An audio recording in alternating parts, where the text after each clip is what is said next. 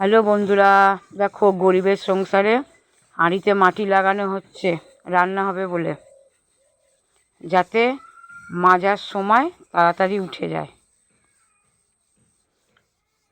দেখো এখানে কাঠকুটো কেটে রাখা আছে, রান্না হবে। দেখো কেমন হাঁড়িতে মাটি লাগাচ্ছে।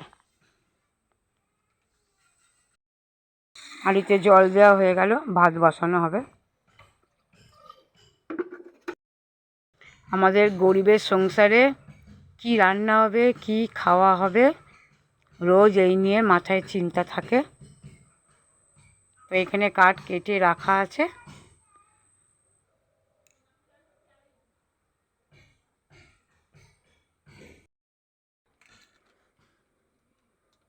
উনুনটা ধরানো হচ্ছে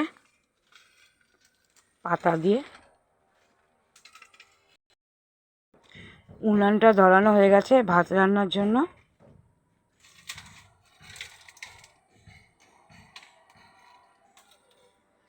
ভিডিওটা ভালো লাগলে লাইক, কমেন্ট, সাবস্ক্রাইব করে রাখবে।